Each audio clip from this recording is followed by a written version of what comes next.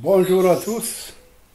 Le thème de la conférence d'aujourd'hui porte sur les lésions caustiques du tube digestif. Il s'agit d'une pathologie grave, plus grave encore s'il existe des brûlures trachéobronchiques. Elle entraîne 10% de mortalité et 10 à 40% de séquelles. Leur pronostic dépend de la rapidité de leur prise en charge. Elle nécessite une collaboration multidisciplinaire dont l'examen endoscopique joue un rôle essentiel.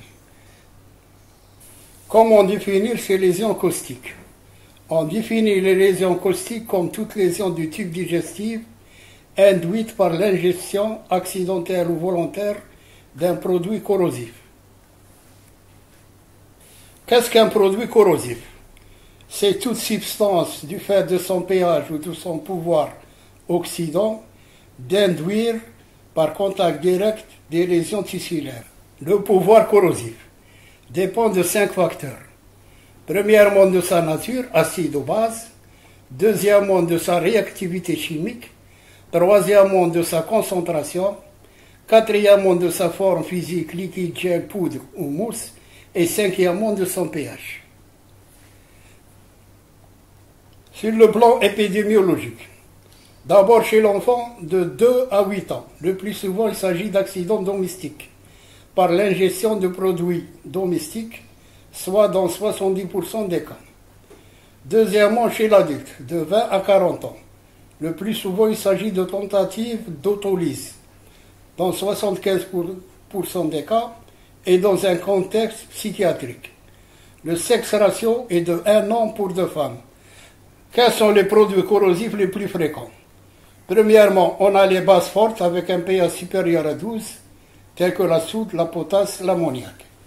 Deuxièmement, on a les acides fortes avec un pH inférieur à 2, tels que l'acide chlorhydrique, l'acide sulfurique, l'acide nitrique et l'acide phosphorique.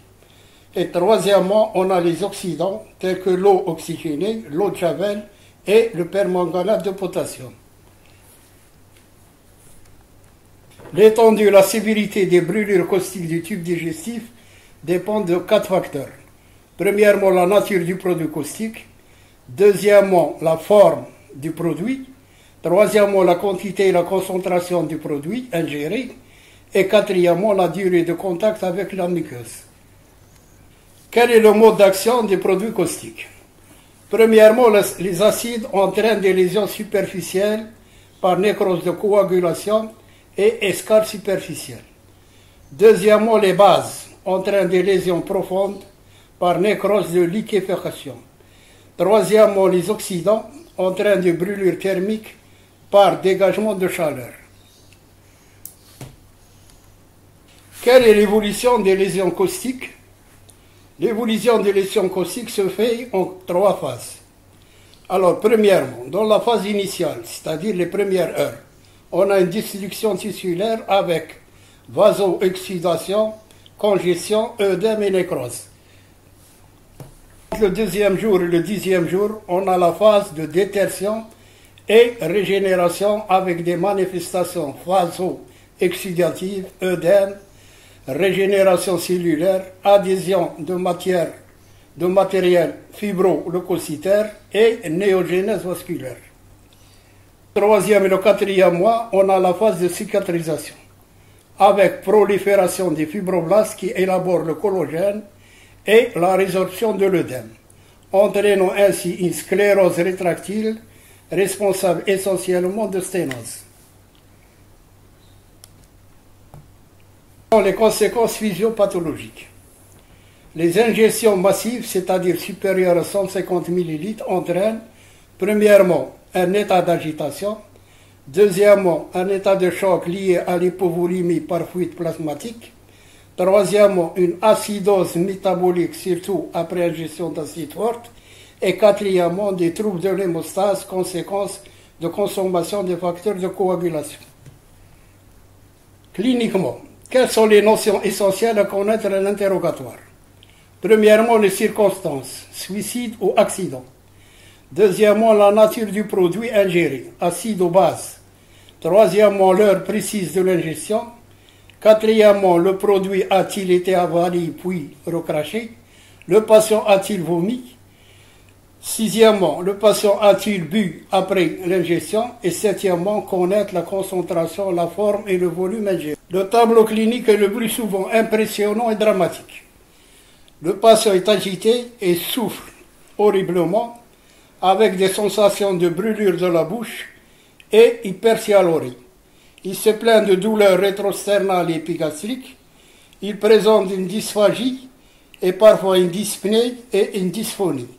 Rarement une hématémèse et un état de choc modéré. L'examen physique retrouve une bouche souvent brûlée et sanguinolente, exceptionnellement une contracture abdominale ou un emphysème sous-cutané. Sur le plan radiologique, la radio du thorax recherche une pneumopathie d'inhalation, un pneumothorax, un pneumomédiastin en cas de perforation de l'œsophage, tandis que l'abdomen sans préparation recherche un pneumopéritoine, témoin d'une perforation le plus souvent gastrique. Sur le plan biologique, il faut demander un ionogramme sanguin, surtout la chlorémie en cas d'ingestion de l'acide chlorhydrique, une calcémie en cas d'ingestion d'acide forte, les gaz du sang et un bilan d'hémostase. Les critères de gravité. Les critères de gravité sont d'abord cliniques, biologiques et radiologiques. Premièrement, d'abord cliniques, et qui se voit dans 25% des cas. Alors, premièrement, l'ingestion massive supérieure à 150 ml. La présence d'hématémèse qui entraîne 10 à 20% de mortalité. La présence d'une contracture abdominale, 25% de mortalité. La présence d'un état de choc, 30% de mortalité. La détresse respiratoire, les troubles neurologiques et l'insuffisance rénale. Deuxièmement, les critères de gravité biologique. La présence d'une acidose métabolique avec 50% de mortalité si le pH est inférieur à 4,2. La présence d'une hypoxie et la présence de troubles d'hémostase. Troisième critère radiologique, indiquant une intervention chirurgicale en urgence. Premièrement, la présence d'un pneumomédiastin au téléthorax et la présence d'un pneumopéritoine à l'abdomen sans préparation. Au terme de ce bilan initial, 3 situations se dégagent. Que faire? Première situation, c'est la présence de signes de détresse respiratoire. Dans cette situation, il faut, premièrement, éviter le décubitus dorsal. Deuxièmement, désobstruction oropharyngée. Troisièmement, oxygénation. Quatrièmement, 2 voies veineuses plus remplissage vasculaire. Cinquièmement, corticoïdes si œdème laryngé. Et sixièmement, intubation ou trachéotomie si lésion trachéobronchique sévère. Deuxième situation, c'est la présence de signes imposant une réanimation intensive et une chirurgie d'urgence. En cas état de choc persistant et la présence de signes cliniques et radiologiques de perforation. Troisième situation, en l'absence de cysticité, pratiquer une endoscopie digestive haute. Cet examen endoscopique doit être réalisé après stabilisation de l'état hémodynamique et respiratoire. Elle est contre-indiquée s'il existe des signes de perforation. Cet examen doit être réalisé au mieux entre la 3e et la 24e heure, car si elle est réalisée avant la 3e heure, les lésions sont sous-estimées. Si elle est pratiquée après la 24e heure, la réalisation est difficile du fait de l'œdème et de l'hémorragie, avec un risque de perforation car la paroi est fragile. Quels sont les résultats de l'examen endoscopique? On a la classification de 10 Costanzo. Alors, le stade 1, c'est la présence de pétichie ou un érythème. Le stade 2, c'est la présence d'ulcération. Le 2A, ulcération linéaire ou ronde. Le 2B, ulcération circulaire ou confluente. Le stade 3, c'est la présence de nécrose. Le 3A, nécrose localisée. Et le 3B, c'est une nécrose étendue.